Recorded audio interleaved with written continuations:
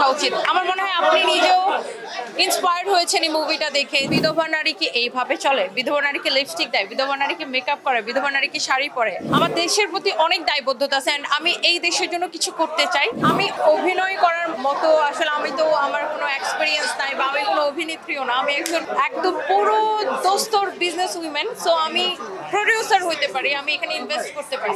অভিনয় করার থেকে আমি অভিনেতা বা অভিনেত্রীদেরকে ইন্সপায়ার করার জন্য কাজ করতে পারি। তাদের ধরেন আমাদের দেশে যদি ভালো মুভি হয় সেগুলা আমাদের মতো ইয়াং যারা আছে, ইয়াং এন্টারপ্রেনাররা যদি এখানে প্রডিউসার হিসাবে আসে, আমার কাছে মনে হয় যে এই ইন্ডাস্ট্রির জন্য খুব ভালো।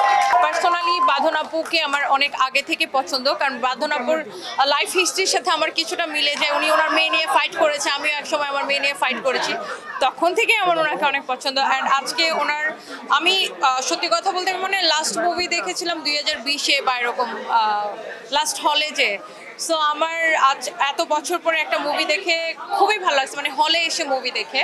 অ্যান্ড বাঁধনাপুর অ্যাক্টিংয়ে আজকে আবার ফ্যান হয়ে গেলাম। আমি আসলে এত কাজ করি, আমি সপ্তাহে 7 দিন কাজ করি, আমার সিনেমা দেখার সময় হয় না। নতুন সেনোরা গাইনোকোলজিক্যাল সোসাইটি দ্বারা স্বীকৃত নিরাপদ ও সুগন্ধিমুক্ত স্যানিটারি ন্যাপকিন সেনোরা। বাট গান টান দেখা হয়, রিলস বানানো হয়। অ্যান্ড এই মুভিটা সব মেয়েদের দেখা উচিত। আমার মনে হয় আপনি নিজেও ইন্সপায়ার্ড হয়েছেন এই মুভিটা দেখে যে মেয়েরা সব সেক্টরে ভালো করতে পারে, চাইলেই সম্ভব। আসলে আমার মেয়ে আমাকে অনেক রিকোয়েস্ট করতেছে যে মাম্মি চলো আমরা সিনেমা হলে যে তাণ্ডব দেখি। দেখার ইচ্ছা আছে, বাট আমি ব্যস্ততার কারণে একদমই সময় করতে পারি না, বাট ট্রাই করবো। আমার বোন, ভাই বোন সবাই দেখেছে। আমি একটু আগে বলছিলাম যে আমাদের দেশে একটা মেয়ে যদি সিঙ্গেল মাদার হয় বা উইডো হয়, তার জন্য কিন্তু ধরেন আরো বেশি ডিফিকাল্ট হয় সবসময়। যেমন এখন আমার রিসেন্টলি যেগুলো কমেন্ট শুনতে হয়, তুমি বিধবা নারী কি এইভাবে চলে? বিধবা নারীকে লিপস্টিক দেয়, বিধবা নারীকে মেকআপ করে, বিধবা নারীকে শাড়ি পরে। সো আসলে আমি বিধবা, তার থেকেও ইম্পর্টেন্ট হচ্ছে যে আমাকে আমার জীবনটা চালিয়ে নিয়ে যেতে হবে, ছেলে মেয়েকে মানুষ করতে হবে, কাজ করতে হবে।